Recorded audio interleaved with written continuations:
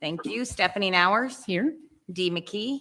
Robert Yunt. Here. Moki Tu. Here. Ron Bernier. Here. Thank you. Madam Quorum, you do have a phone. You do have a quorum. Okay, thank you. That's what's going to happen the rest of the night. Are there any changes to the agenda that the assembly would like to make? Okay, hearing none, the agenda is approved as presented. So if you all rise, please. And see, Deputy Mayor, will you lead us in the pledge, please?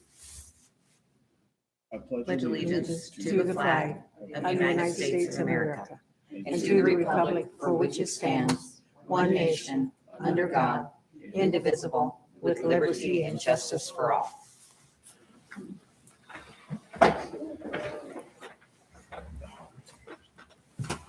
The next item on our agenda is audience participation. Anyone is welcome to address the assembly on any subject. It doesn't have to be a subject that is on our agenda tonight. Any matter you would like to call the assembly's attention to. So I will open audience participation. Each person will have 3 minutes.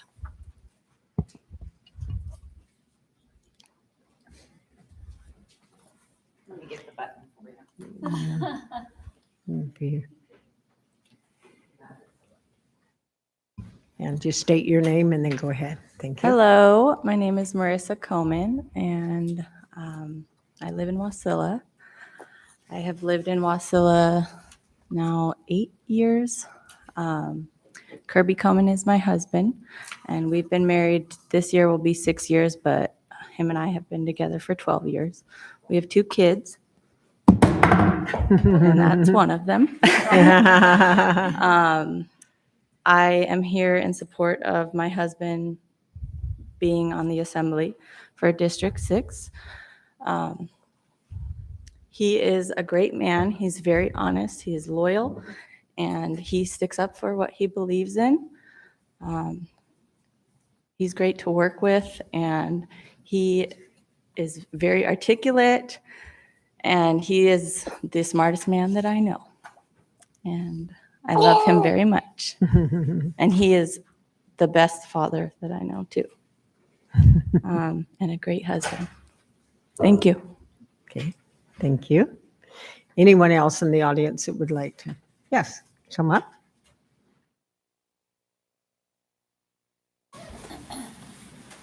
If you could turn the mic back on when you come up.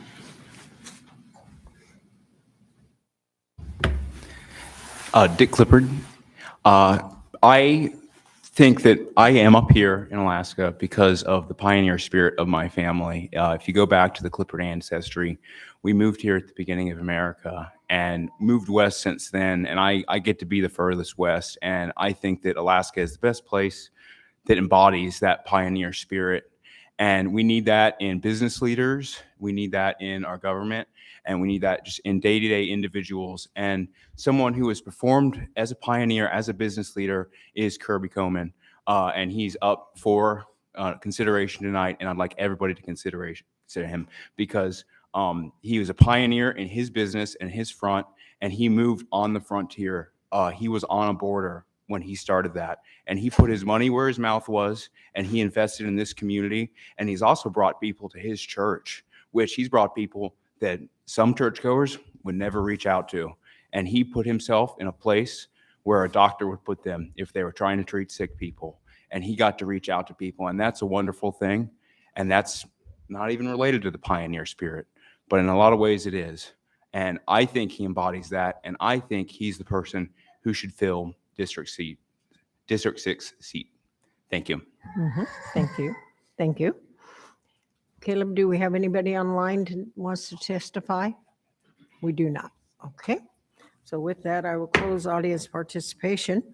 The item of business that we have is filling the Assembly District 6 vacancies, and we're going to do the candidate interviews. And our first interview is with Naomi Sweetman. And Madam Clerk, will you please move forward? Yep, we're getting ready to set it up, Madam Mayor. Okay, thank you.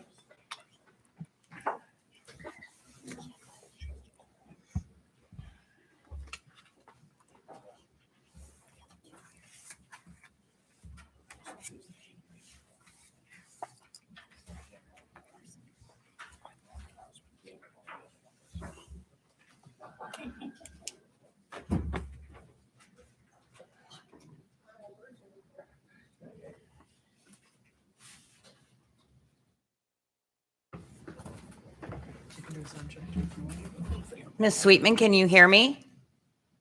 Can hear you. Can you hear me? We're going to turn you up real quick. Give us just a second.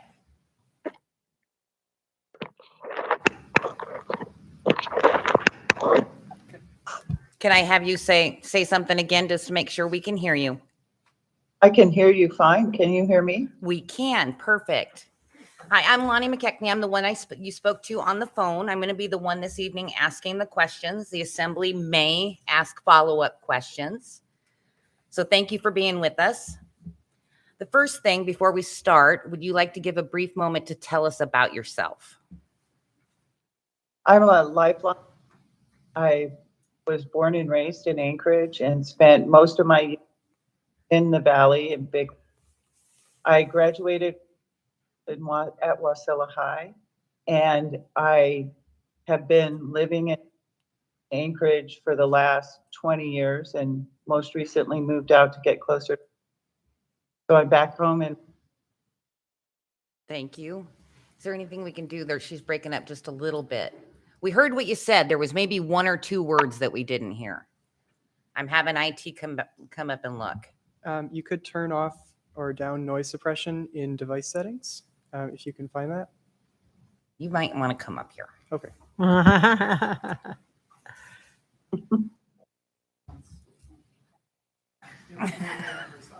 What? Oh, can you tell that? I can't explain that to her. Do you have a device settings button next to the microphone and camera buttons? I do. Okay, and click on that. And then go down to where it says noise suppression. See, there's a drop-down menu. I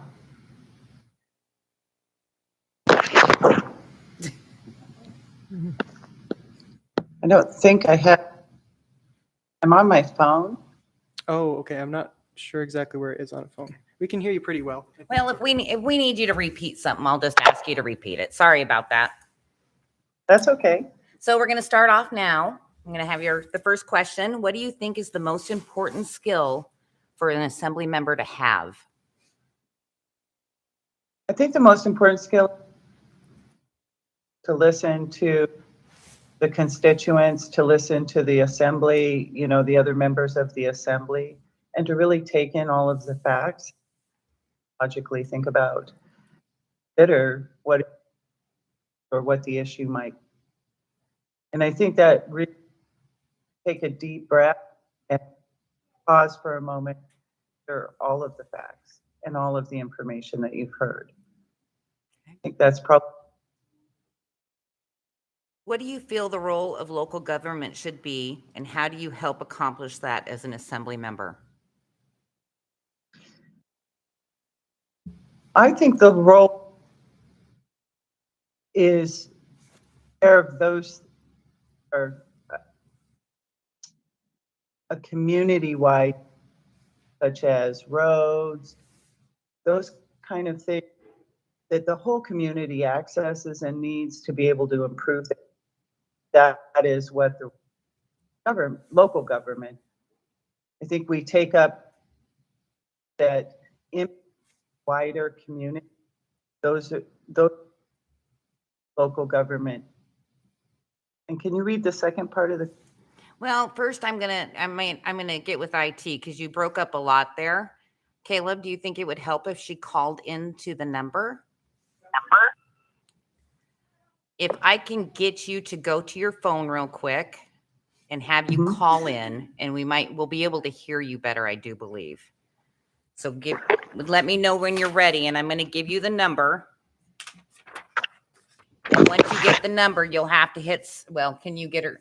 Will she have to hit *3, or you're going to see her? Okay.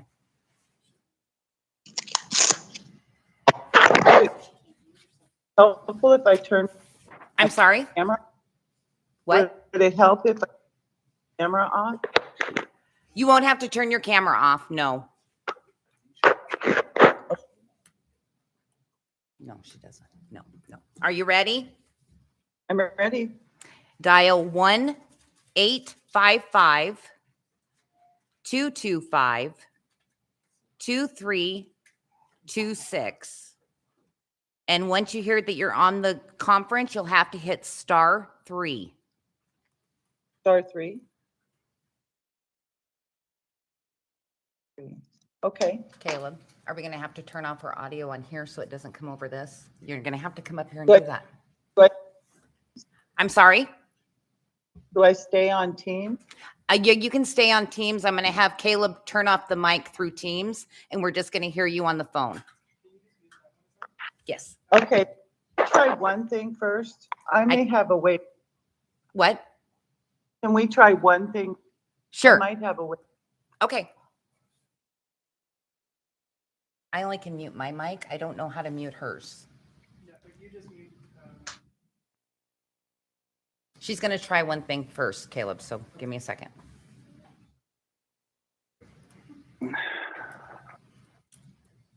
Okay. Can you hear me? I can hear you. Is that better? You're not breaking up right now. Perfect. I put my earpiece in. Okay. Well, I'm going to read you the second part of the question.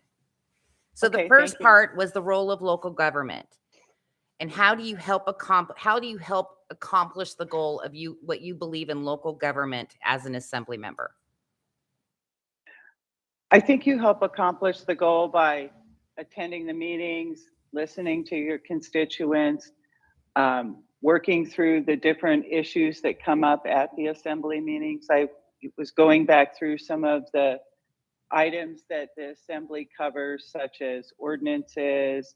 They're addressing some things that need to be corrected to kind of help the wider community. There's additional permittings and some other things that occur within those meetings. And those are typical items that come up that impact the broader community. And so you help by attending the meetings, being involved in your community council, so you understand what your district feels is important. What do you think your responsibility is to research issues coming before the assembly, and how would you approach that?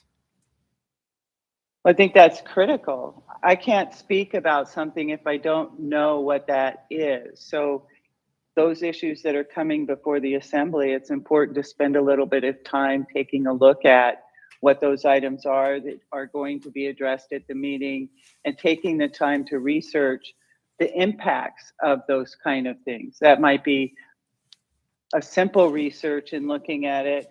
It might be a deeper dive into looking at other communities that have implemented something similar, and how did that impact that community, so that it allows us to see maybe where the pitfalls might be in implementing something. Do you have something you would like to accomplish on the borough assembly, or is there an issue you would like to champion on behalf of the borough? I have no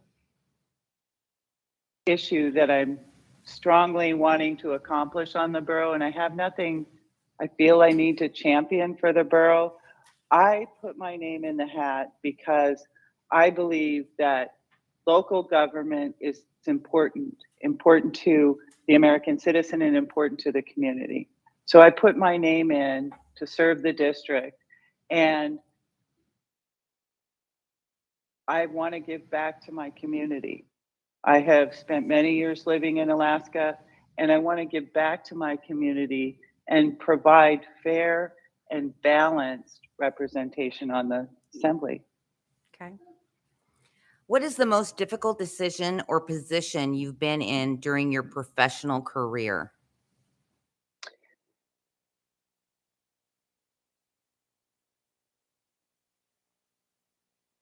Wow, that's a good question. I think I took this job with the Alaska Military Youth Academy as the deputy director. And 3 months later, I found myself in the middle of a global pandemic, trying to manage a residential in school where kids are in the school, and figure out how I'm supposed to manage through the changing regulations and changing mandates that are coming down almost daily.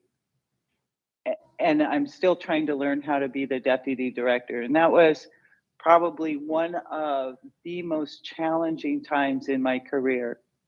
How do I manage an academy that is a residential school for youth that are at risk for not graduating from high school?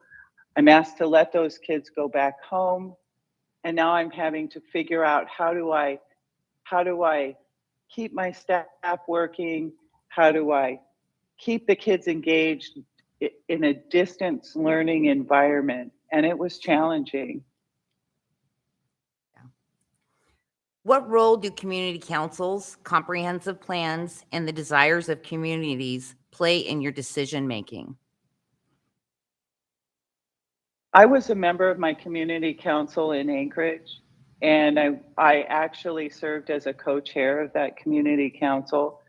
The community council is important if you can engage the community. We had very low turnout in our community council, and I think some of the community councils out here aren't even meeting, and then there are others that have some pretty good turnout.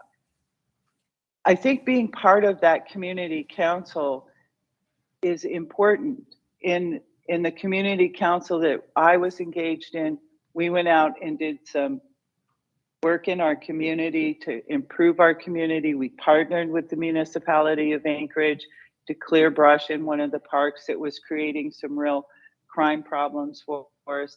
So the community council plays a large role, and the assembly representative can help connect that council to the right people within the borough so that the council can get its work done.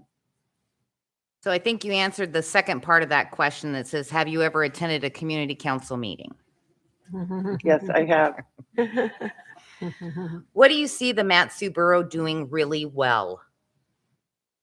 What do you think we're doing well? I think the Mat-Su Borough is doing a lot of things well. I think that I have in my career partnered with the Mat-Su School District, and there are a lot of things that the Mat-Su School District is doing really well. And in the work that I have done with the school district over the years, they've done a great job. I think living out in the Mat-Su Borough, there are many things that I find to be significantly improved from living in Anchorage. So for example, and I'll take the snow that came, my neighborhood was plowed the next day. I had 5 feet of snow and my neighborhood got plowed the next day. And there's contractors that came through and they don't just plow, but they clean the front of my driveway. So I'm not fighting my snowblower trying to get this mound of ice out of my driveway. And I really appreciate that. It makes my life easier. It takes the work of moving the snow that I need to move out of my driveway better. So I think the Mat-Su Borough is doing many things well, and those are 2 examples that I can talk about. What do you think the Mat-Su Borough could do better?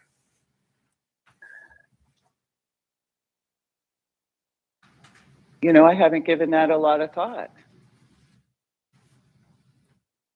Can I come back to that? I have Yes. not given that a lot of thought. We will come back to that at the end. Are there Okay. any current programs, policies, or actions of the Mat-Su Borough that you disagree with? No. When you look overall at let me start again. When you look overall at all aspects of the borough, what are the biggest risks the borough faces?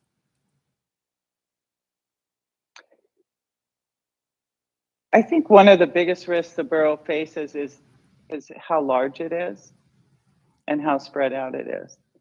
The borough is a very big, geographically just big space. And within the borough, there are areas within the borough that are really dynamically different from other areas of the borough. And while that may be a good thing and it adds diversity, it also adds, I think, a significant amount of risk. The Mat-Su Borough tourism, like B&Bs, fishing, hunting, etc., and there are natural resource development activities as well with things like gravel mining and the rail extension. What is your opinion on those industries and whether they can coexist or not? I think those industries can coexist, and I think that's where Alaska needs to go. Alaska needs to look at giving access to communities so that communities have an opportunity to thrive. I think that Alaska needs to consider developing its resources as well as its tourism resources. And I think that can be done responsibly. Excluding the port, in your opinion, what are the opportunities for development of a more sustainable economy in the Mat-Su Borough and also within your own district?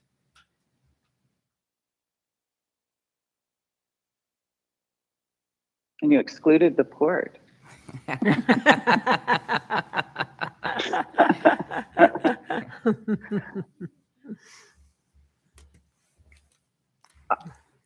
I live in my district is a heavy subdivided district. So there are a lot of different subdivisions within my district, and there are some pop-up restaurants and stuff like that. But I still think that there are opportunities for development within my district. And in particular, I have quite a few lakes in my district. So I think that there is opportunity for tourism and some other things. Given the option to bond and construct a project now or delay construction and forward fund by saving, which should the borough choose? I think it depends. I think it really depends on the situation. My preference would be to delay and use savings and pay for it. However, there may be a time when that's not possible and you would need to bond. Consider a lake about 150 acres in size. About half of the people living on the lake want to ban personal watercraft, and about half want to keep them, allow the personal watercraft. What would you do with that? Ban them or allow them?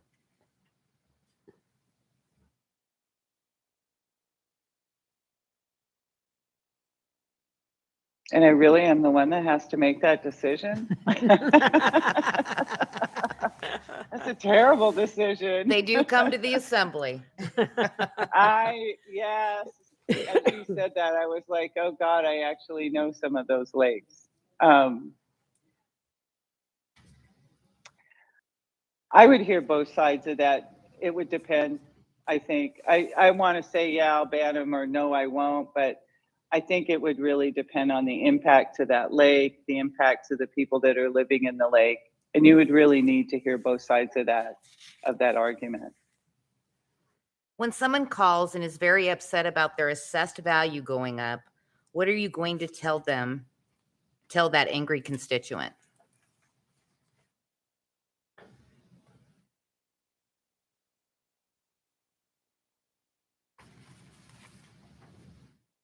That's an interesting question. I would listen to my angry constituent and I would talk to them. I would give them the options that they might have available to them to maybe dispute their tax assessment, maybe put in the proper process that you would use to dispute it. You can tell I'm stumbling because I've never actually tried to dispute my tax assessment. I just accept it. I might be grumpy about it for a few days, but I accept that. I would listen. And oftentimes in listening, other issues might come out. And at that point, then I would address those issues. How do you deal with the school district coming in and asking for additional funding every year? As a voter in Anchorage, my response was no on everything. That was my response. As an assembly member, it's a different thing altogether. I would want to see the budget.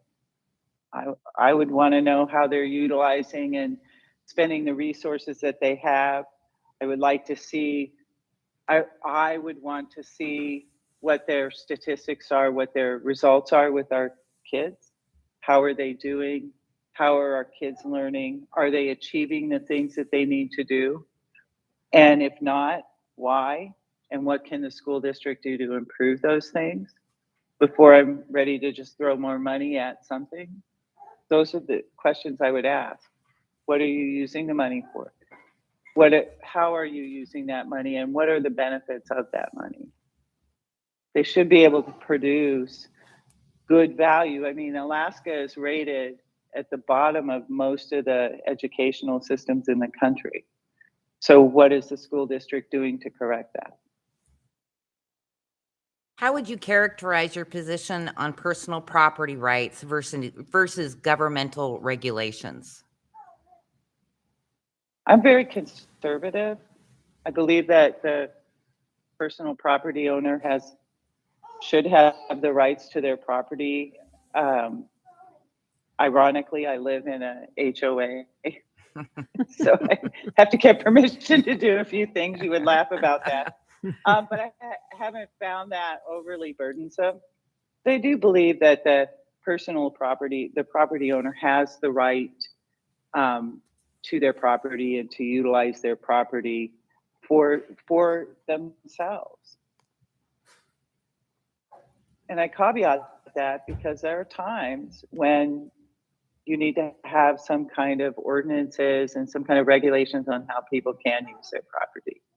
I would be annoyed if my neighbor had 15 cars sitting out on the side of the road, or there were lots of dumps, and so we were getting all sorts of wild animals or feral animals into my neighborhood because the house was unkept. So there's a balance there. What are your thoughts on zoning?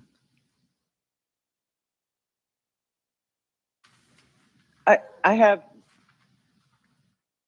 mixed thoughts on the zoning. I sometimes wonder why we have to zone everything so that we only put industry over here and we put homes over here. And so, and I spent a lot of time, I've had a lot of training in crime prevention through environmental design. And when you put businesses over here and homes over here, and there's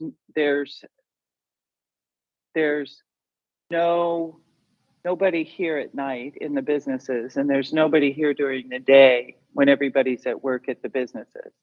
And so multi-use zoning is a way to solve some of those issues so that you can reduce crime and you can do all sorts of other things. So there's really a good balance with zoning that you can utilize it to help reduce crime. Are you aware this appointment only lasts until this November for 2023? I am. Okay. My intent, if I am selected, would be to start campaigning, maybe. Well, you just Put my answered. name in the hat. You just answered the next question. And also, the person elected in 2023 serves until the term ends, and the term ends in 2024. Would you intend to run in 2024? Yes, Are you aware that if you are appointed, you must file an APOC financial disclosure form? I am. Are you aware that there are approximately 15 borough assembly meetings in the next 90 days? I am. I heard that on your meeting last night or Tuesday night. You'll send me a list, right? If I'm I appointed? would. Are you aware that as an assembly member with issues coming before the assembly for a vote, you have to disclose financial and personal interests that could affect you or your family? I am. Okay. And then I'm going to go back to that one question. Bear with me. Let me get to that page. What could the Matsu Borough do better?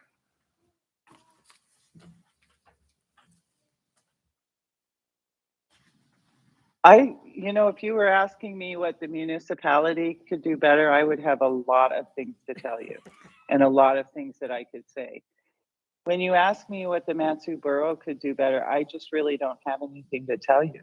Okay. There has been nothing that has impacted my life in a way that has been negative. Okay. So I do not have an answer for that. Okay. After hearing all these things and answering all these questions, are you still willing to serve if you are appointed? I am. And do you have anything you'd like to add to finish up?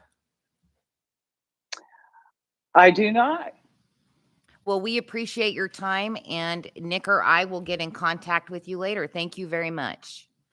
That sounds great. And I'll be back in Alaska tomorrow. Okay. In Well, the enjoy your afternoon. flight home. Safe travels. I will. Thank you all so much. Thank you. Bye-bye. Okay, I'm going to go upstairs and get the other person. Okay. Caleb, while I'm gone, can you switch them back? Nice work, Caleb.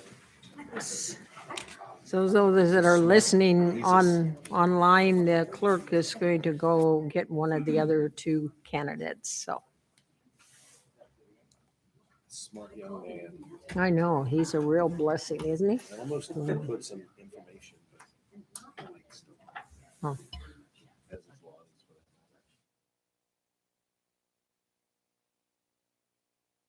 I- It's not always easy to do that stuff. With the camera.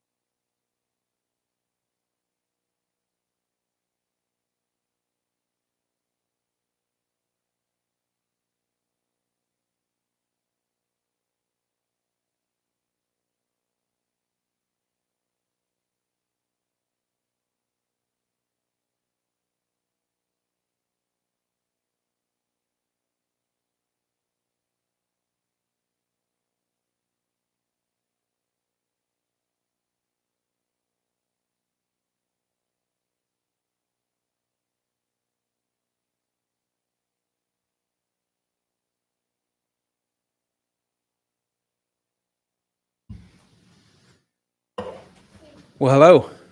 No. Hey.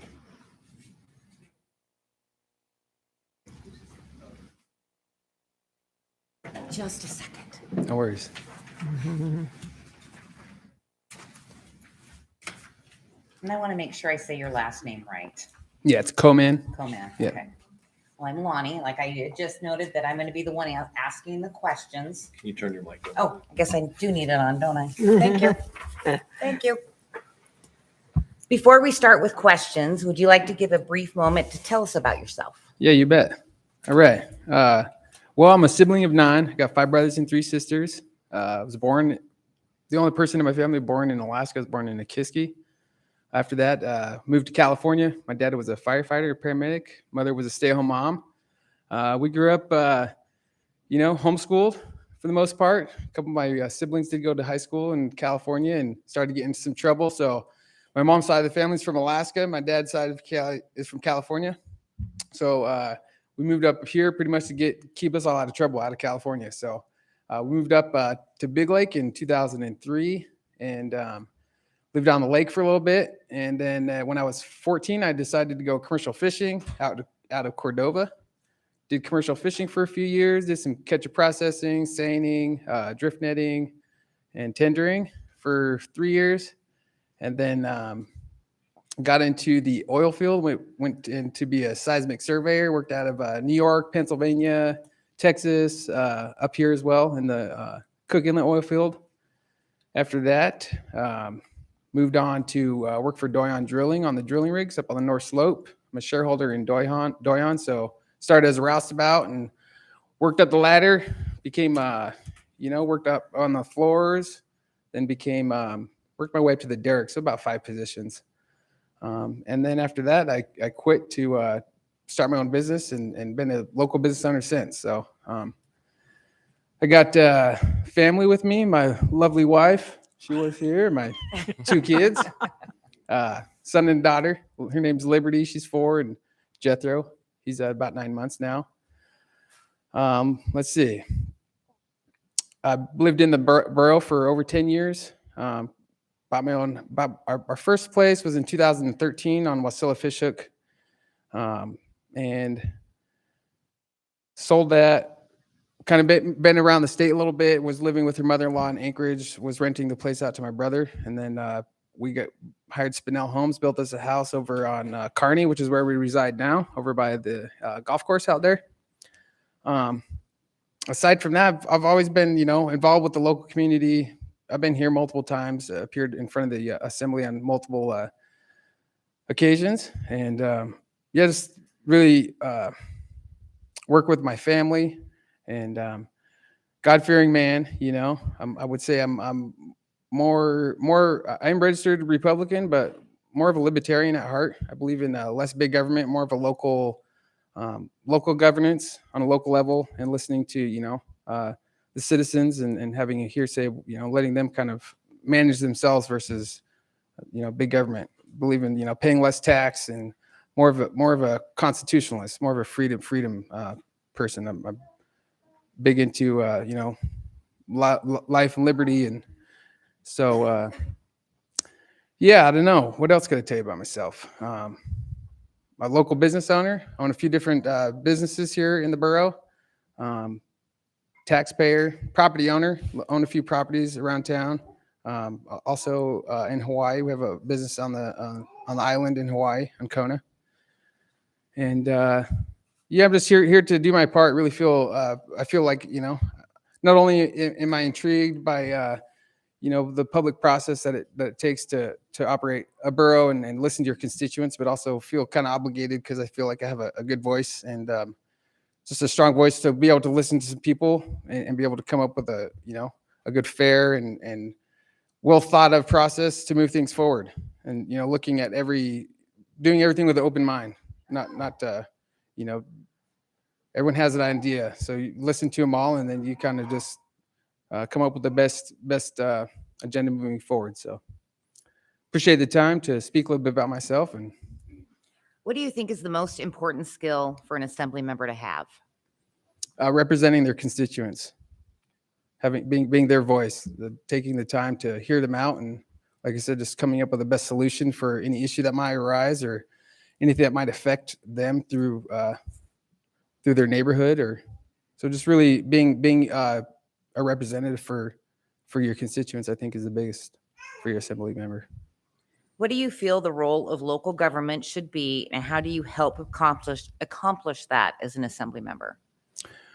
Well, depends on where you're at. If you decide to live in a city, you kind of take on some of the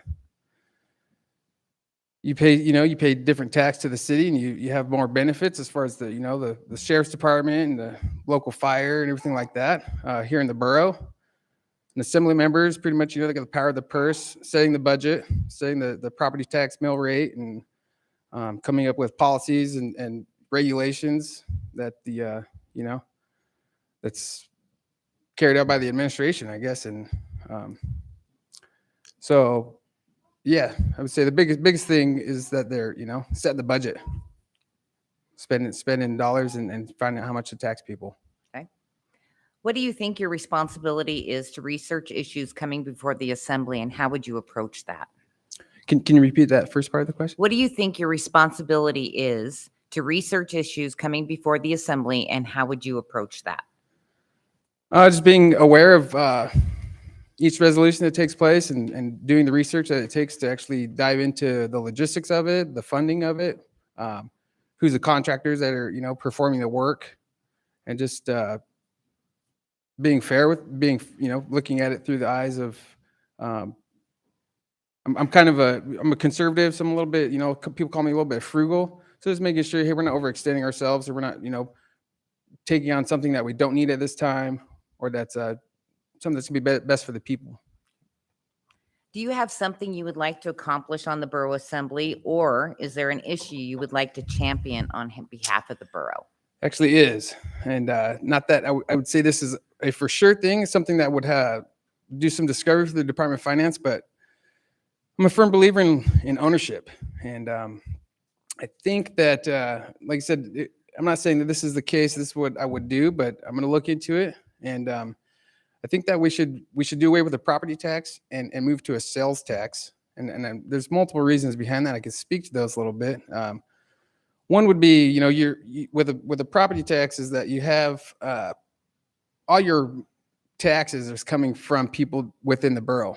We're not really bringing in any outside money. Whereas if you have a sales tax that's taking place of the borough tax, we're able to capture, you know, dollars coming in from commerce, from tourists and people from out of town, things of that nature. So first, we'd look at, you know, see where our budget is, our annual budget, what we need to come up with that, and see where the mill rate is for the property tax, see where we're bringing in currently, and just kind of see where that would fall. Goods sold, I'm not sure if the Department of Finance has that, but, you know, goods sold across the borough as a whole, and find out how, you know, at what percentage value would we need to tax that to even cut even with what we're currently taxing with the current mill rate. So I just think that, you know, I do, and part of this reason is, you know, I have family members that have lived in Anchorage their whole life, and they're you know, elders now, and they can hardly afford the property tax. You know, they're retired 20 years ago, and the property tax mill rate keeps hiking up, and they can hardly afford to pay their property tax. They're about to get, you know, evicted just by paying taxes. So I think ownership is something that's really important. You know, owning something is something that I think every citizen should aspire to do. And so that would be one thing that I would definitely look into doing. Not to say that I would put a proposition before, until I did the homework to see where it fell. Yeah. I think that's probably the biggest issue. Okay. Yeah. What is the most difficult decision or position you've been in during your professional career? Ooh. Probably a father. No, I'm just kidding. Probably just being a business owner, just playing, you know, wearing multiple hats, finding the right people to hire, but just being in a diverse industry and having a few different businesses I operate. Definitely just finding that even keel of, you know, the HR, the hiring, working out your budgets. Also, probably with that and just being able to give time to the Lord and to the family. So just having that even balance has been a challenge. What role do community councils, comprehensive plans, and the desires of communities play in your decision making? Can you repeat that? What role do community councils, comprehensive plans, and the desires of the communities play into your decision making? The majority of my decision making would come from my constituents and what the community thinks and the community council. So, you know, I think it's really important that people be involved with their local community council as well as, you know, here at the borough and voice their concern. You know, that's the strongest thing we have is our voice. That's, you know, it's like, take that away, you know, we're living in China. So, yeah. Okay. Have you ever attended a community council meeting? Yes. Okay. Multiple times. Yes. What do you see the Mat-Su Borough doing very well? Currently? Mm-hmm.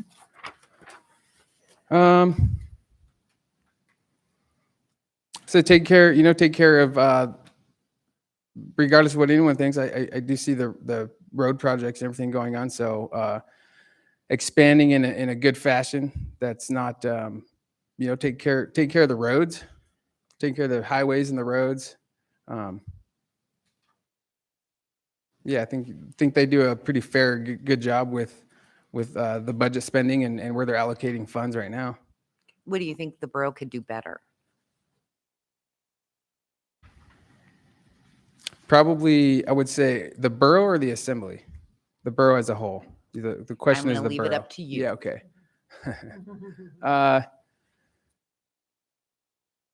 Probably just getting. It's a tough question. Let me see if they're doing better. Say probably getting more involved with the local community. You know, I don't see it unless it's election season. You really don't see too many people out having debates or just, you know, conferences. there's the School of Government, which is a great program that they got running. But yeah, I'll leave it at that. Okay. Are there any current programs, policies, or actions of the Mat-Su Borough that you disagree with? Yes. Do you want to expand on that?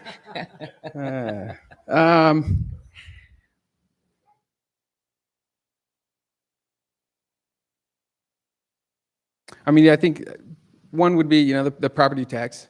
That would be probably something.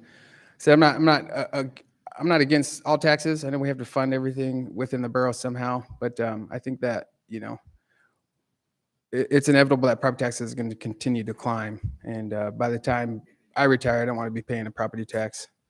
Aside from that, I think that we should take control of liquor licenses within the borough versus leaving that up to the state.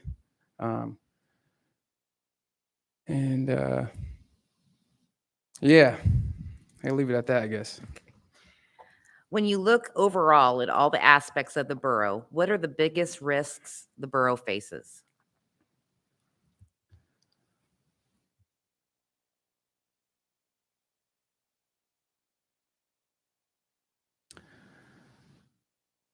Probably liability, I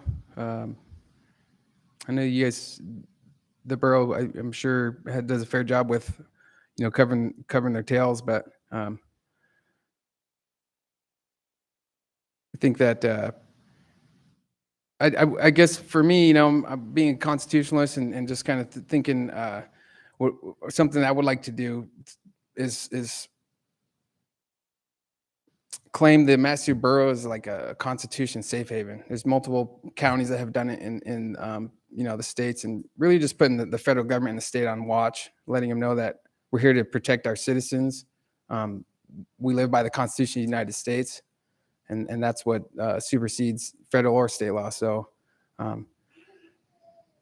back to your question.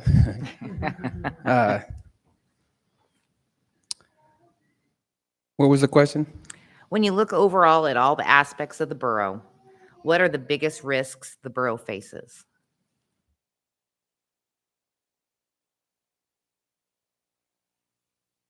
Would say probably just overextending themselves financially with the bonds, just ensuring that we have enough taxes coming in to be able to pay off those bonds. Okay. The borough has tourism like B&Bs, fishing, hunting, etc., and there are natural resource development activities as well, like things like gravel mining and rail extension. What is your opinion on those industries and whether they can coexist or not? I think that all industries can coexist. I think I'm a capitalist myself, so I believe in less regulation as long as you're not harming the public. Public safety, is a big concern of mine. But as far as them coexisting, it really just as much regulation as you need to set, but also minimal. Being a minimalist when it comes to regulations. You don't want to overburden somebody or overburden a business to where you have to jump through a bunch of red tape to accomplish what you're doing. I think the biggest task for the borough and the assembly is to just look out for public interest and public safety. So I think that any kind of business can commingle with another as long as it's done in a safe and safe manner and there's not overbearing regulations on it. Okay. Excluding the port, in your opinion, what are the opportunities for development of a more sustainable economy in the Mat-Su Borough and also within your district? Yeah, I'll go right back to the property tax thing, but the sales tax I think would be advantageous because we'd be bringing money in to the borough, outside money. I would like to see the borough invest a little bit more into the park and recs because there's avenues for money there as well, especially if we have a sales tax and things of that sort, as well as commerce and just bringing people in and building. Doing away with a property tax that's going to boost the real estate market. You'll have more people purchasing property, more investors moving into develop something, develop a piece of property. Can you repeat the read. question one more time? Yeah. Excluding the port, in your opinion, what are the opportunities for development of a more sustainable economy in the Borough and also within your district? Yeah. So I would like to see a gun range that's not Mod Road or to Willow. I live in Wasilla, so it'd be nice to see a gun range. But I think that the borough should assist in commerce and help people develop private businesses versus totally engulfing themselves within business. Within my district, there's some roads I would like to fix, and there's great plans for DOT to do some things, but working closely with DOT and project managers to see what viable reroutes are available within the borough for traffic patterns, and leave it at that. Given the option to bond and construct a project now or delay construction and forward fund by saving, which should the borough do? Can you repeat that? Given the option to bond and construct a project now or delay construction and forward fund by saving, which should the borough choose? You have to do your homework first and make sure that that you're going to have enough money coming in to be able to fulfill those bonds and pay on them versus paying for something directly out of pocket. Really depends on the tax rate that those bonds are. Not the tax rate, the interest rate, right? Just make sure that it's fundable. If you're looking at your budget and something's feasible and you're foreseeable future and you're continuing to incline on your taxes, then I would say we go with bonds. I don't think that we would have to wait to build something out of pocket or improve something out of pocket. I don't think that a lot would have to depend on the interest rates of the bonds. Consider a lake about 150 acres in size. About half of the people living on the lake want to ban personal watercraft, and half want them to be allowed. What would you do with that? Ban them or allow them? I actually attended you guys' meeting a couple months ago about very similar circumstance, if not the exact same one. I'm more or less for if you move somewhere and there was, I'll just use an analogy. There's somebody that moves somewhere, and I got this neighbor right now. Somebody new comes in, and there's a snow machine trail that's been through, it's a public right of way, it's been through their spot for 20 years, and they decided to block it off with rocks and make it a hazardous condition. And so I think that if you move somewhere, you move somewhere to enjoy what's currently there versus, hey, going somewhere and trying to change it. I don't believe that we should be regulating. I don't think that, I know you guys have, I know we have the authority to regulate what happens on a public waterway. I don't think that as long as there's not, the majority of the people that want it, that's what, CCRs are for, and you want to move into, somewhere that has that already permitted or allowed. I don't think that it's the borough's job, although it is. I don't think that we should be infringing upon, people move there to go on the lake. So I don't think that unless there was an overwhelming majority to ban it, I don't think that should take place. Okay. When someone calls and is very upset about their assessed value going up, what are you going to tell that angry constituent? I'm Kirby Coleman, and I'm on the case. No.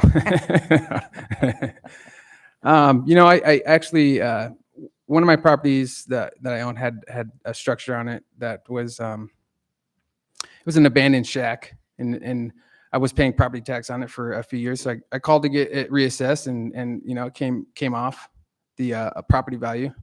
As far as what I would tell somebody is to get more involved and show up to these assembly meetings and speak your concern. If your assessment doesn't come in where you want it, that's where your voice matters. So to be able to come here and tell you guys how we feel about how you guys are dealing with the budget and the tax mill rate. I think not enough people do get involved. So I think that would be what my first suggestion would be, and then to look at their individual case on a case by case scenario and see if there's anything I could do to suggest getting reassessed, or just tell them that like I said, that's why I think we should move to a sales tax. How would you deal with the school district coming in and asking for additional funding every year? Well,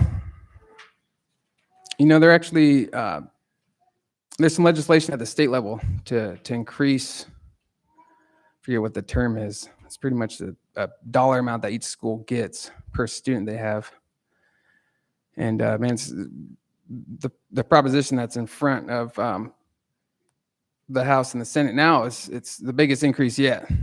As far as public funding schools, I think we have school choice, and I was homeschooled growing up, so I think that's great that we have that option.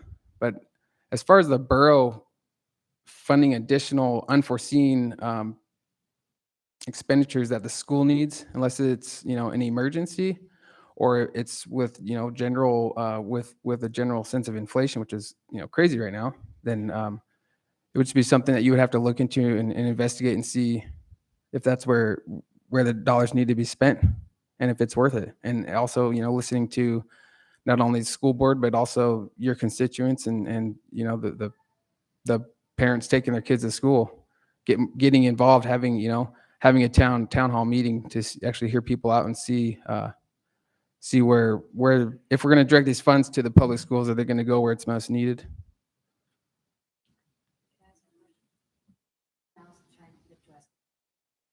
It's up to you guys. Yes, do you have a question? Given the performance of the school district, and if you tied that to funding the school district, how do you see that matchup? In other words, should the money that we invest, what should we look for in results if you're continuing every year to give money to the school and every year we continue to have abysmal scores? What do you think about that? Yeah, I would say I would look at performance of the students as well as the school as a whole, attendance as well as grades, and see, it has a lot to do with the school boards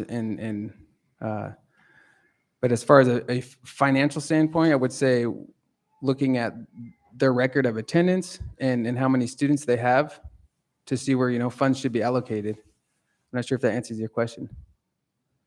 It's a pretty broad question, and that's a broad answer, and that probably is applicable as it's going to get. So thank you. Thank you. How would you characterize your position on personal property rights versus government regulations? I think that if you bought it, then it's yours. As far as new regulations being put on your property, that should always be a public process that the public has input to voice their concerns or voice their opinions on. As far as the federal government, they shouldn't have any right to my property, although they do.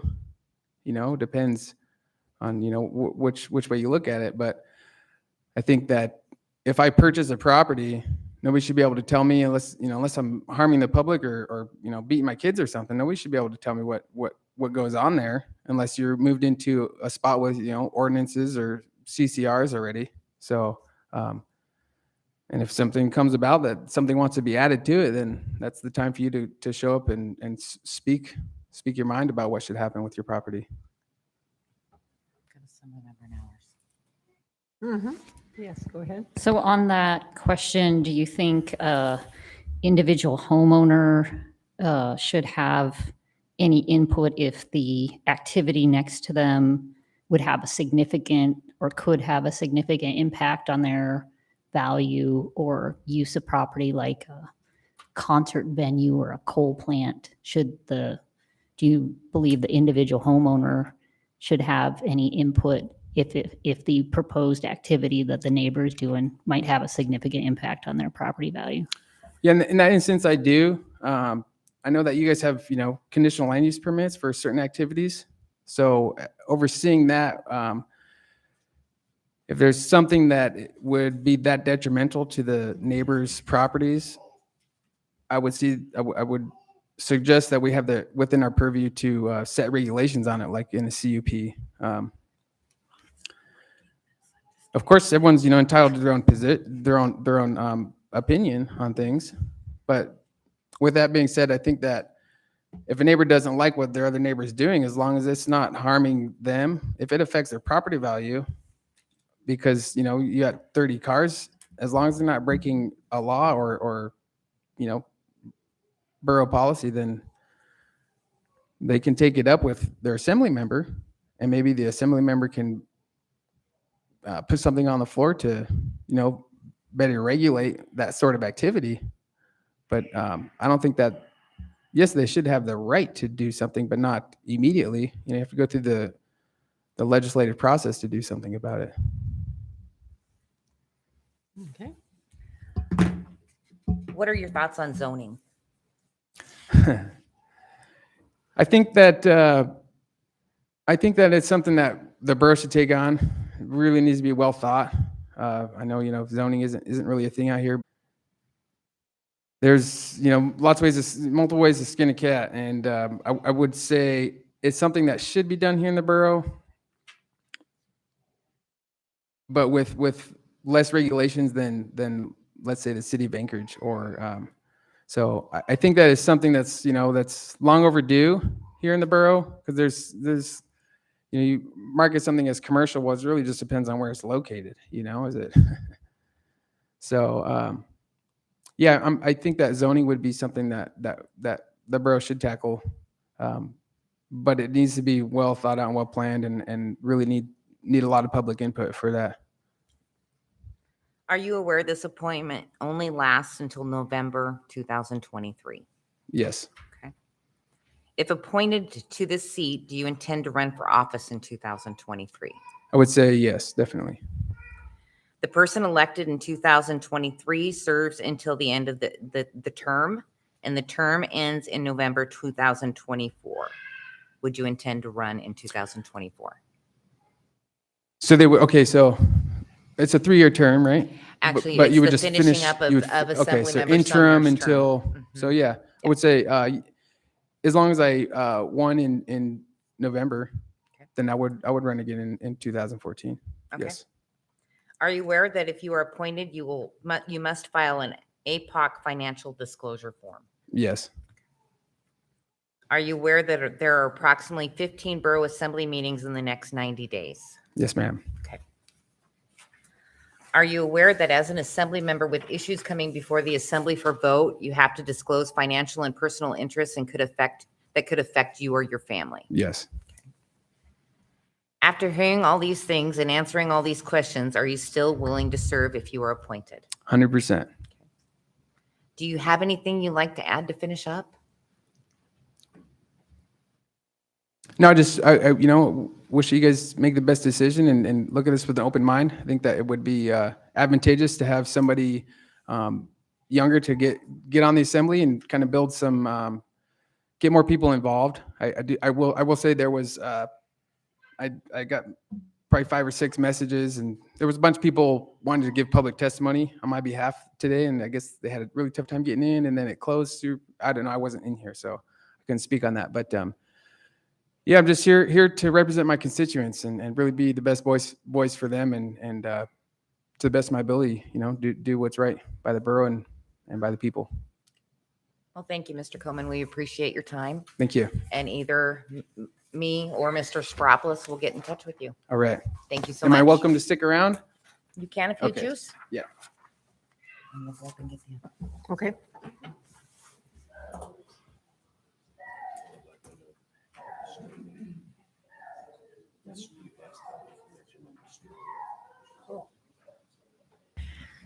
Yeah, for those that are streaming, the clerk has gone to get our third candidate, so we can ask that candidate. So give us just a minute, please.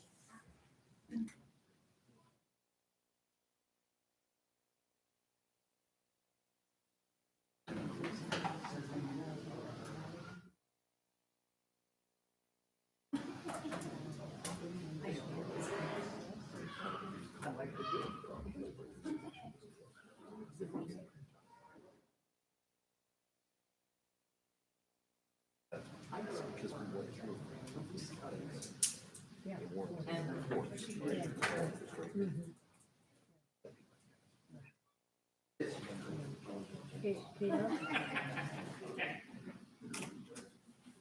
I believe it.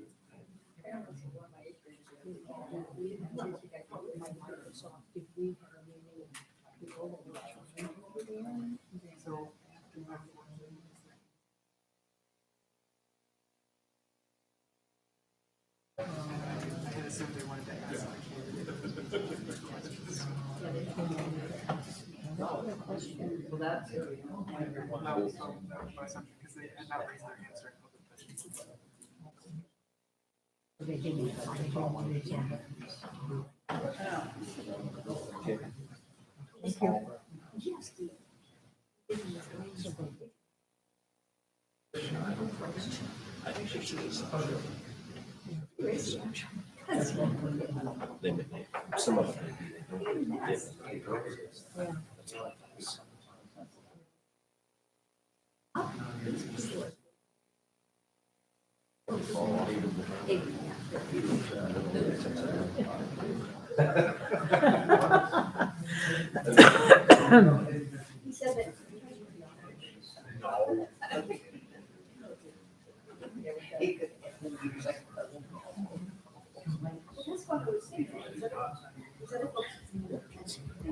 Drink. That one went a little bit longer. Mhm.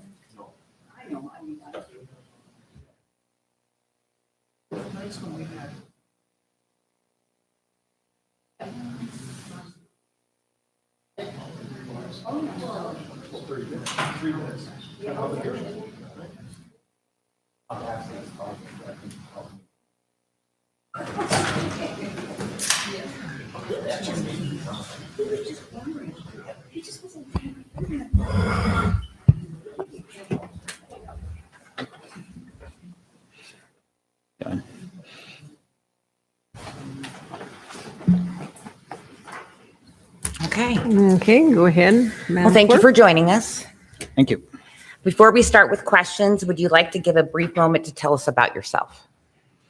Hi, my name is Dmitry Fonov. I have been resident here in Wasilla for 27 years now. Before that, I was born in Central Asia, of a country of Uzbekistan. At the end of 1995, we immigrated here because of the persecution there. And since then, we've been living here. At that time, we didn't know, none of our family knew any English, didn't have any money, and it started from zero. Since then, we attended local school, learned English, got married, had 5 kids, and had a great experience living here.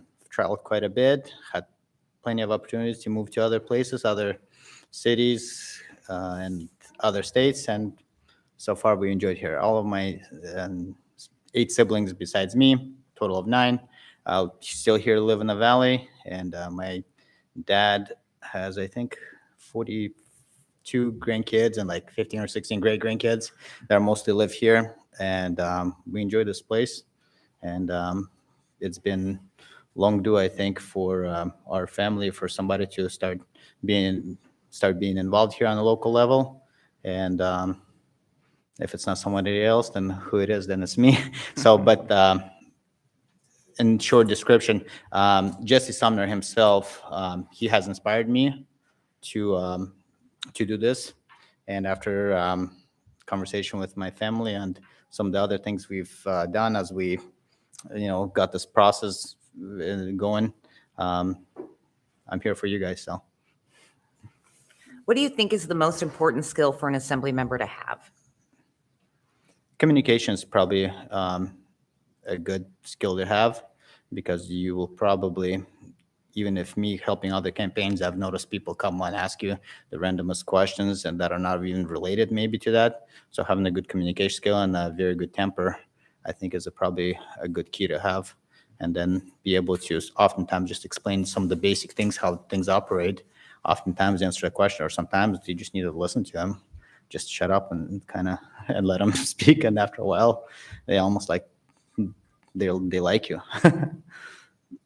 What do you feel the role of local government should be, and how do you help accomplish that as an assembly member?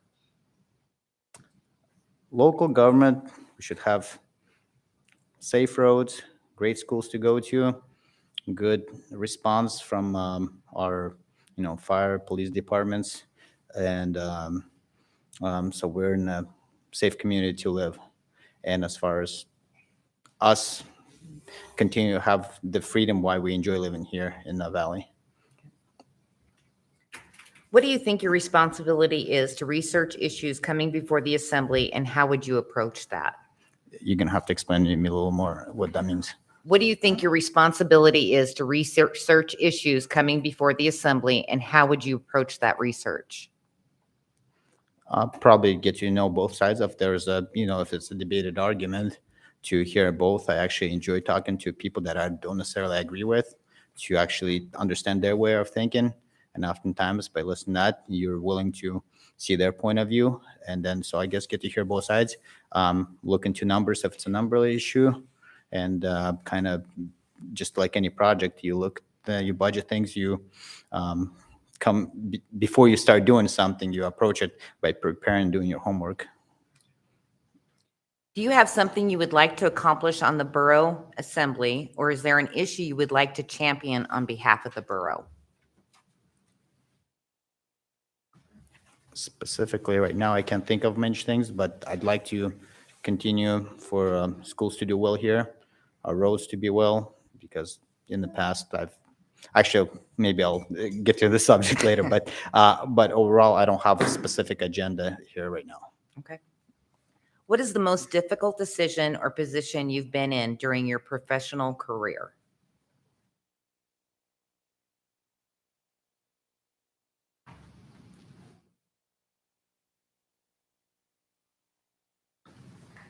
I think anytime when you start a new business, it's a tough decision, especially when you have kids and family that you have to provide, and you look for the calculated risk versus return, and you just kind of have hardworking attitude and faith and hope, and you move forward even if it's hard, and take one step at a time until you start having results.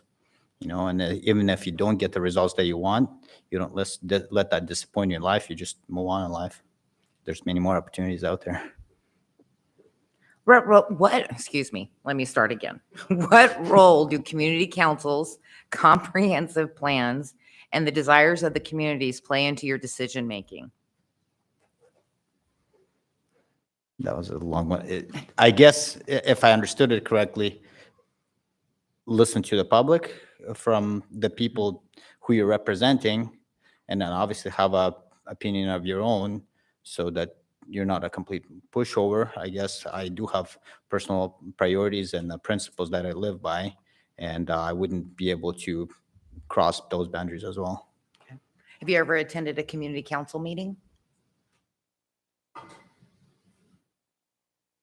Community council with like City of Wasilla type of meetings? Well, community Would those councils be- are or like no? the local communities outside the cities, like Glacier View Community Council, Talkeetna Community Council. No, that Okay. would not be like. Okay. No. What do you see the Mat-Su Borough doing really well? I think my kids go to a public charter school, which is Frontiers Spanish immersion school. I like how they work with kind of with a public, so it's a public school, yet it has a special flavor of its own. And something like this is something I personally enjoy. It benefits my family, and having freedom like that is a great thing, I think. What could the borough do better? Better. A year and maybe 2 years ago, or last summer, no, the previous year, I live in Selden, and we had a hole on the road that probably broke a lot of tires and rims, and it was for several months. And I thought that like something like this on one of the main roads should be addressed a lot quicker. So response maybe to issues like that should not have to take months and months. Don't just put the sign out there. That's the thing. And I'm in the construction world. I think some of these can be addressed within several hours if you have to, couple days, but not months. Okay. Are there any current programs, policies, or actions of the Mat-Su Borough that you disagree with?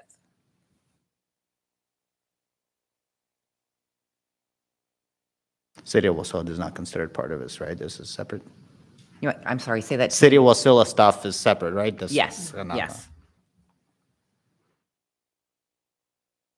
I necessarily don't enjoy I've several times when I had to have a property tax issues reassessment, that process was not favorable to go through. Never had success doing it, even though I had very solid arguments and had spent a lot of money on that. I think that's something that I would look at to see if there's a room for improvement. Okay. When you look overall at all the aspects of the borough, what are the biggest risks the borough faces?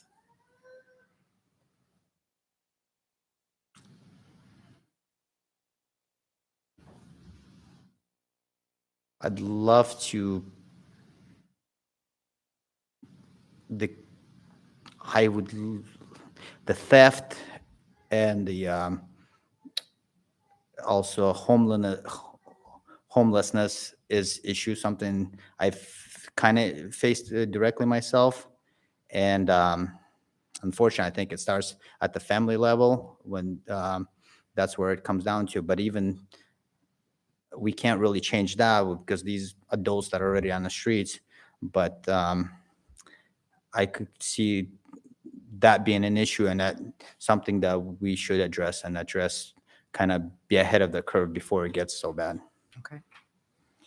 The borough has tourism like B&Bs, fishing, hunting, etc. And there are natural resource development activities as well with things like gravel, mining, and the rail extension.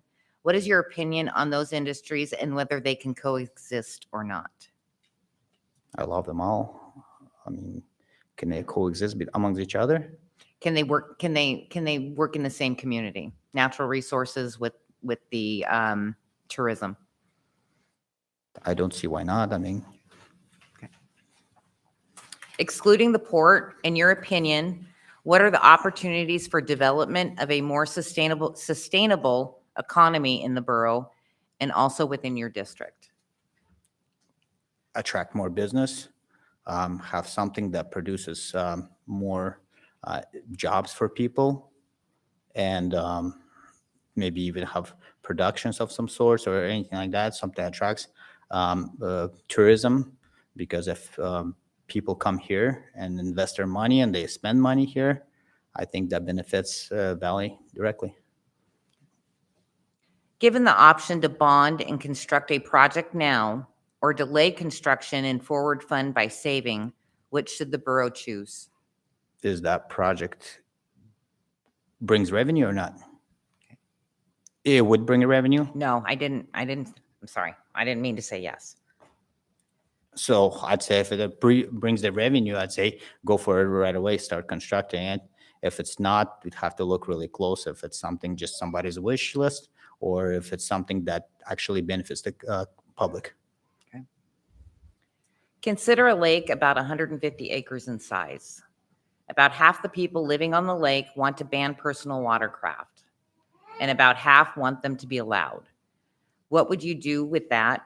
Ban them or allow them? From what I understand, there's many lakes in the valley that already do not allow personal watercrafts, and some of them that do.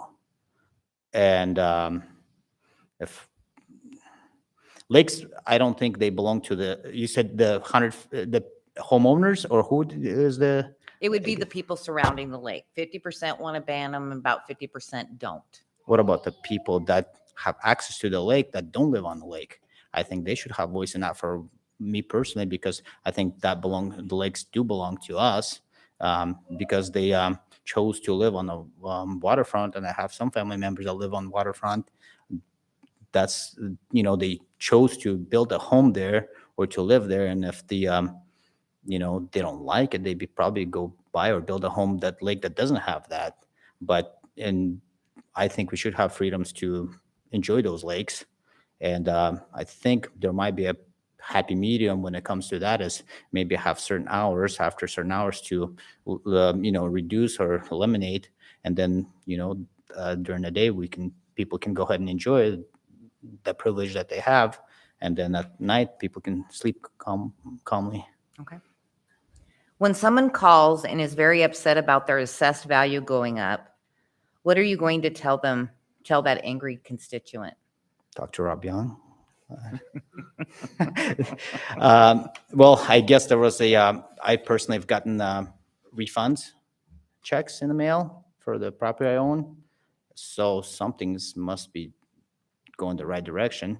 And I guess from that perspective, and the question was if they're mad at me. If they're mad because their assessed value has gone up, what are you going to tell them? I think I touched briefly on the subject before, is the process of appeal or arguing that value is, from my experience, it was very one-sided, and I was never successful, even though, like I said, I had decent arguments and everything.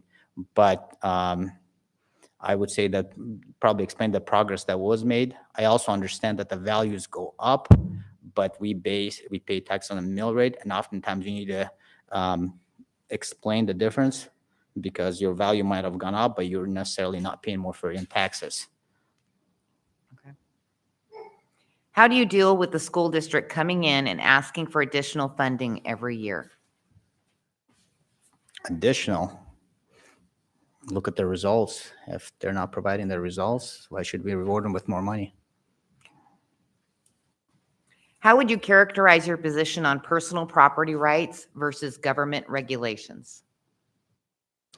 Honestly, I think we have plenty of regulations. I think we should enjoy the personal property rights that we do have here in the Valley. And what are your thoughts on zoning?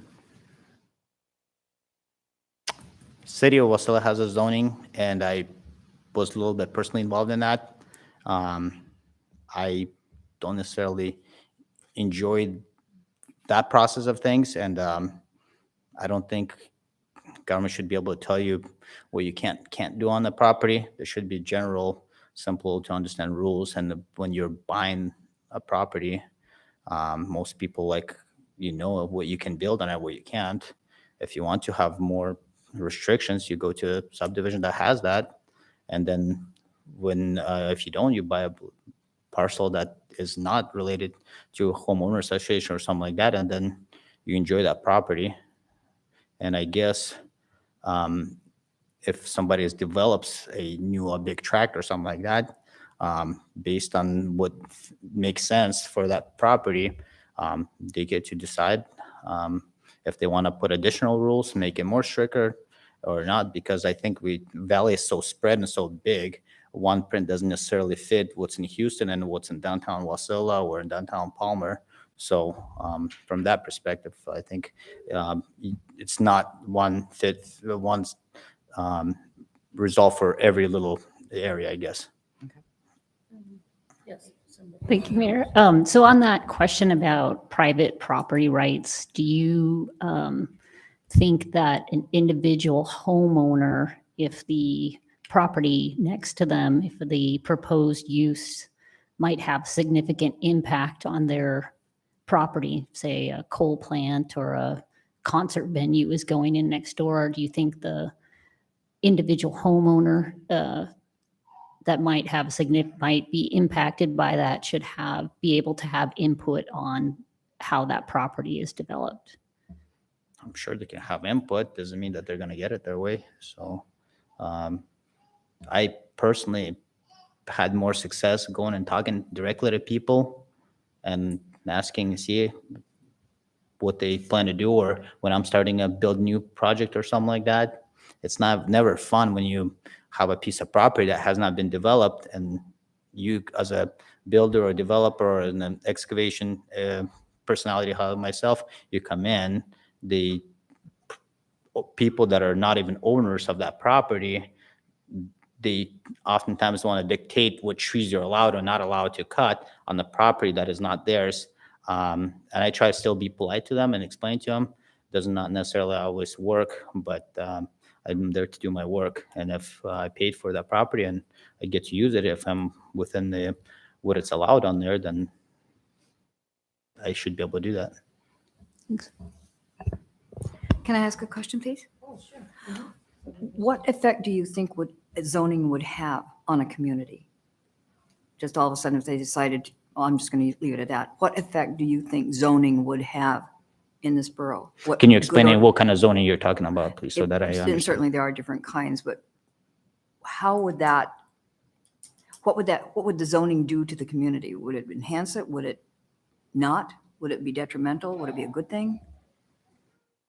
I would have to see what they've done to the, the areas that have not had zoning and then they started having zoning. It almost makes it, I think, more difficult for people to use. But then at the same time, when it's already established, you go into areas as well, you're allowed to do this here and you're not allowed to do this here. So if you're trying to implement zoning into somewhere there is no zoning yet, there definitely has to be a lot of grandfathering rules, because that's, there's a lot of buildings or businesses that are being operated, and because you apply some kind of zoning rules, I don't think they should be now squeezed or eliminated out of the process. So that definitely has to be part of the very important factor of it. But I would have to see more about zoning before I could really give any more detail. But that would be my approach. Okay, thanks. Are you aware this appointment only lasts until November 2023? I found out about that, yeah. So If appointed to this seat, do you intend to run for office in 2023? God willing, and I'm healthy, then that's my intention. The person elected in 2023 serves the remainder of the term, and the term ends in November 2024. Would you intend to run in 2024? That would be interesting, because you get to run for you only get to do it 1 year, and then 3 years in a row you get to pretty much, or 2 additional times. If it is, that's the part of the process, then that's something I guess you get to go through. So. Are you aware that if you're appointed, you must file an APOC financial disclosure form? I think it was on part of the application, so yes, I checked that yes box on that. Are you aware that there are approximately 15 Borough Assembly meetings in the next 90 days? In the next 90 days? Okay. I guess. Are you aware that as an Assembly member with issues coming before the Assembly for a vote, you have to disclose financial and personal interests that could affect you or your family? Yes, I understand that. After hearing all of these things and answering all these questions, are you still willing to serve if you are appointed? Yes. Okay. And do you have anything to add before we finish? Thank you for your time. Thank you for your question. I'd love to see if anybody else, maybe who hasn't asked a question, me, for freely could ask me something, and I'd be happy to answer. Well, we appreciate your time. Sorry. Not a question, but more a comment. I've been to some of the functions that your community, not the district, but I'm talking about your community, the people with some of the same roots and backgrounds that you have Yeah. there. Quite a large contingent. Do you know how many there are? Because that's a very. There's several small- thousand people Yeah. here, Uh-huh. and a lot of them just don't understand how everything works when it comes to that. And I do want to be that bridge that goes there, and kind of when we already had certain officials come over and be able to just introduce and to have a Q&A almost type of events. I do intend to do that, and I think living in a borough, this is where actually what the roads that we drive on, the schools that the kids attend to, that would be something I would love to organize to see, so that you guys would be able to meet and greet and answer the questions. Good idea. Thanks. Yeah. Okay. Well, thank you very much for your time. I didn't know if you were you going to stay until the Assembly is done with executive session, or would, because either I don't know, or is it till Mr. midnight? Sprockles can call you. You guys have a certain time that It just depends on how much they talk. okay, well then I didn't mean to make that then I should sound stop bad, talking by now. the way, if I did. But if you don't stay, either Nick or I will give you a call. All right, thank you so much. Okay. Thank you. Okay. Have a good evening. All righty, thank you. Deputy Mayor? I move to enter executive session for subjects that tend to prejudice the reputation or character of any person, provided that person may request a public discussion, matters which by law are required to be confidential. and matters involving consideration of government records that by law are not subject to public disclosure, in particular, to discuss the candidate interviews. Those present in executive session will be the mayor, the assembly, the manager, the attorney, and the clerk. Is there discussion regarding entering into an executive session? Is there any objection? Okay, hearing no objection, we will enter into the, 7:30? Mhm. Okay, Assemblymember Bernier and Hale, if you can call that other number, please.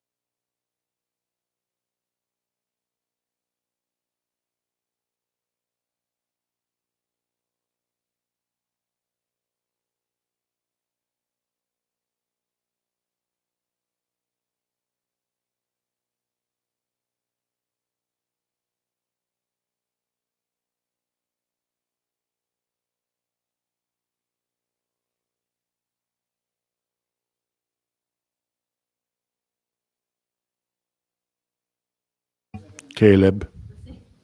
Paging Caleb.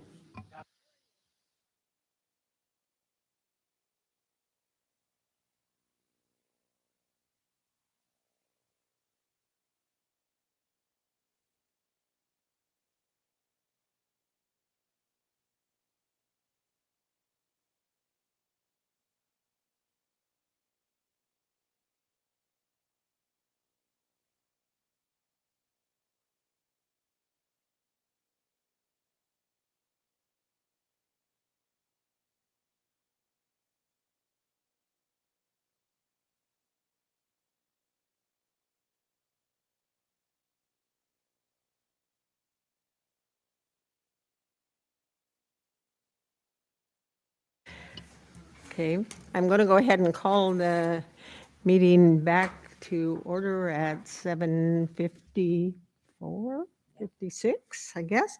Deputy Mayor, I move to exit executive session. is there any discussion regarding coming out of executive session? Is there any objection? Hearing no objection, we have exited the executive session at 7:55. And Deputy Mayor, do you have a motion? Yes, ma'am.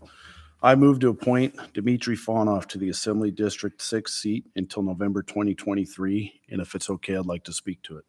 Okay, go ahead. So, rolling back multiple months ago when the past Assembly member, Jesse Sumner, put his name in for the State House, I called Jesse and I said, I did believe he would be exiting stage left. I did think he would win the race.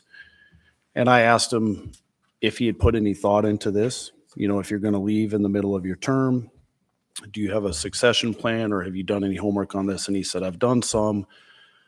He obviously knows the community very well. He got, I think, 64 or 65% of the vote in the last election with multiple opponents. And so I said, could you please go out into your community and try to find somebody like-minded? And he did that, and he eventually introduced me. I went to lunch one time with Mr. Fonoff.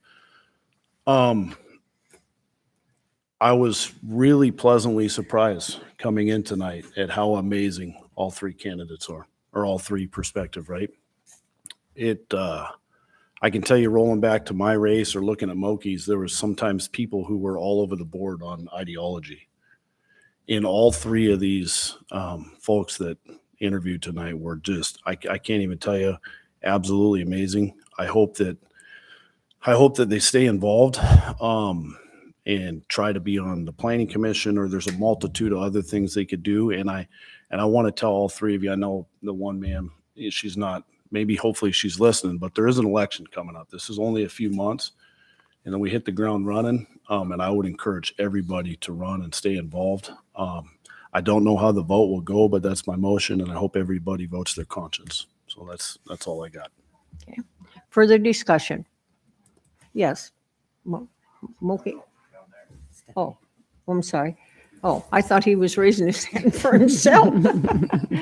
Go ahead. Thank you. Assemblyperson Hours. I just to follow up on that, I want to tell all three candidates I found you guys to be very thoughtful in your answers, and it seemed like you've done some of your homework already, which there's a lot to learn on the assembly. So I definitely really appreciated that you all had taken the time to engage some of the issues a little bit, and so it really was a tough.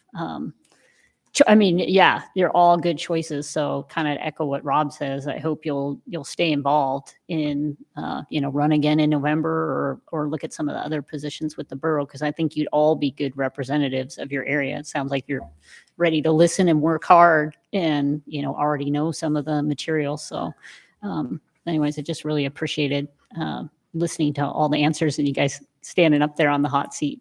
So thank you. Okay. Further discussion? Madam Mayor? Yes, go ahead, sir. Yeah, thank you. I just want to thank everybody, all three of our candidates as well.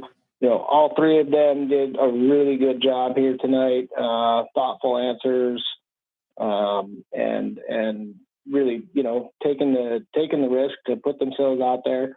And I hope they continue to do that. I hope that we see their names in the upcoming elections in November.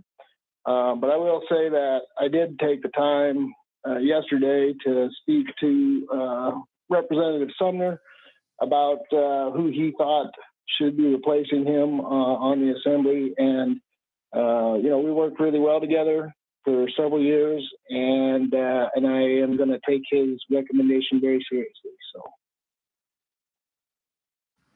Okay, and Assemblyperson McKee, go ahead. Just really briefly, I appreciated that nobody was acting like a politician out there, because I hate that. You were very direct and very honest and specific, and thank you for that, because there's lots to look forward to.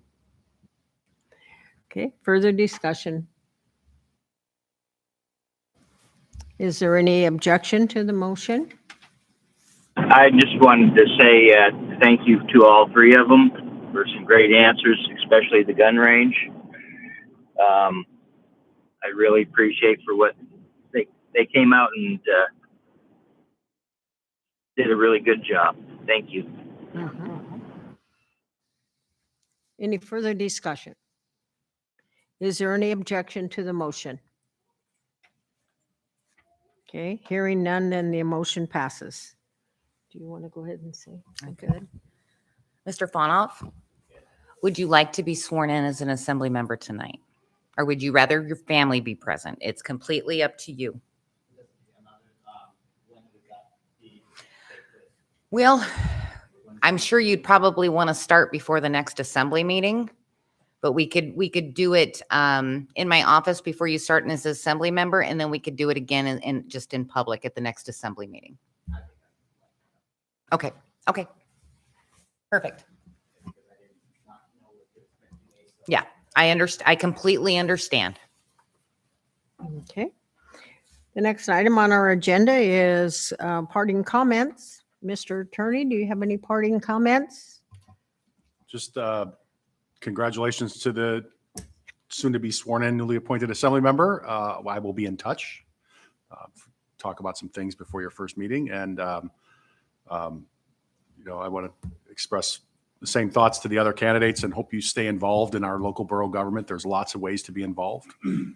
And thanks to the assembly for a smooth meeting. And just a reminder, I'll be out the next 2 weeks. So I won't be here for your first meeting, but after that. Mm-hmm. Assemblyperson McKee, parting comments? Just welcome aboard. Glad to have you. Assemblyperson 2. Thank you, all three of you, for stepping up, and I do hope you stay involved. And congratulations. Mr. Manager. Thank you, Madam Mayor. Just want to say congratulations to Mr. Fonovan.